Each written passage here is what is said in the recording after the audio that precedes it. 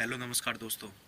20 तारीख की पहली शिफ्ट को मेरा एग्ज़ाम था एसएससी जीडी का, वो मैं दे के आ चुका हूँ घर पे। तो अभी मैं क्वेश्चंस आप लोगों को बता देता हूँ, उसका बता देता हूँ जीएस में कैसे क्वेश्चंस, किस तरीके से क्वेश्चंस, कुछ क्वेश्चंस मैं लिख के लाया था तो वो आप लोगों को बता देता हूँ।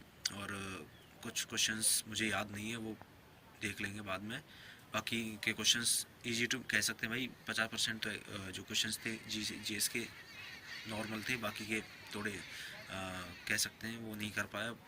तो बाकी के सारे क्वेश्चन 20 क्वेश्चन थे, 20 पे 20 के जो है 20 अटैम्प्ट करे थे, लेकिन उसमें मैथ में मेरे 2 क्वेश्चन रह गए थे। ठीक है, तो 18 क्वेश्चन उसमें मैं कर पाया था। बाकी मैथ कैलकुलेटिव थी। जी रीजनिंग भी थोड़ी 2-4 क्वेश्चन कह सकते हैं उसमें कैलकुलेटिव थे। और जीएस में 50% कह सकते हैं नॉर्मल था, 50% थोड़ा मॉडरेट लेवल का था। बाकी हिंदी भी ठीक ठाक थी, सही हिंदी थी।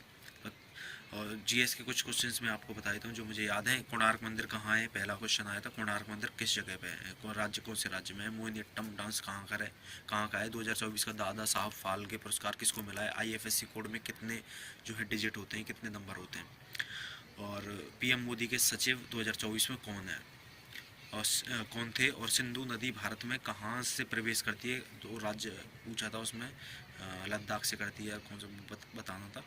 और मौलिक अधिकार जो है आर्टिकल, कौन से आर्टिकल से कौन से आर्टिकल तक है, तो सब लोगों को पता था, वो ज़्यादातर करके आए होंगे। 12 से 35 वो सब लोग हैं। ठीक है।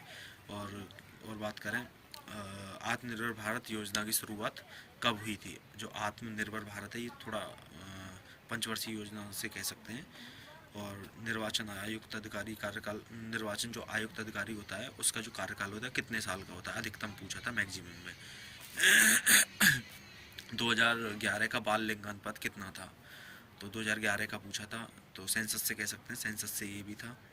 और 2011 का था। तो गॉडगिल फार्मूला किससे संबंधित है, तो ये पूछा था कौन सी पंचवर्षीय योजना से संबंधित है ये गॉडगिल फार्मूला। तो स्लम डॉग मिलीनियर में सॉन्ग किसने गाया है, कौन सा जो है म्यूजिशियन था जिसने स्लम डॉग मिलीनियर फिल्म में जो है गाना गाया था। तो ए आर रहमान जो है उसका सही आंसर था, वो मैं लगा के आया था। 2018 में नीरज चोपड़ा ने किस प्रतियोगिता में स्वर्ण अवार्ड जीता था, कौन सी प्रतियोगिता थी जिसमें 2018 में नीरज चोपड़ा ने भाला फेंक में गोल्ड मेडल जीता था। सरोद वेदनाथन का संबंध किस नृत्य से है, ये भी क्वेश्चन था। ठीक है। नृत्य से संबंधित था।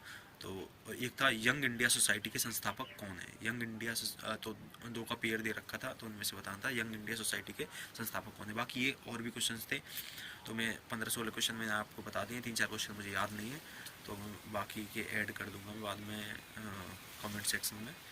बाकी के क्वेश्चंस तो ठीक ठाक, पेपर ठीक ठाक था। ज़्यादा इजी भी नहीं कह सकते और ज़्यादा हार्ड भी नहीं कह सकते, बट मॉडरेट लेवल का था। कुछ क्वेश्चंस जैसे मैथ में कैलकुलेटिव थे, रीजनिंग में भी कैलकुलेटिव थे, 2 एक आध क्वेश्चन।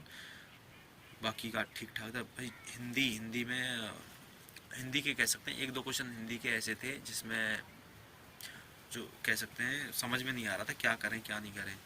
एक बूढ़ी बूढ़ी दादी, बूढ़ी अम्मा करके कुछ क्वेश्चन था, वो देख रही थी, पता नहीं क्या देख रही थी वो, तो उस तरीके का क्वेश्चन था। तो वो थोड़ा सा समझने वाला था, या फिर कह सकते हैं थोड़ा सा कॉम्प्लिकेटेड था। बाकी का ठीक ठाक था। वारिद वाला था, वारिद का समानार्थी बताना था, वारिद का समानार्थी क्या होता है। ऑप्शन थे बादल वगैरह, ठीक है, कमल वगैरह, ये सब ऑप्शंस थे उसमें। तो बाकी का ये महाभारत से वो आया था, गद्दांश आया था महाभारत से। बाकी ठीक ठाक थी। हिंदी ज़्यादा टफ नहीं थी। और एक संयुक्त वाक्य आया था। संयुक्त वाक्य में से कौन सा, 2 दे रखे थे सरल वाक्य, उनमें से बताना संयुक्त वाक्य इसका क्या होगा। ठीक है। बाकी के जो भी अपडेट होते हैं वो मैं आपको बता दूंगा। ठीक, क्वेश्चन ठीक ठाक पेपर था।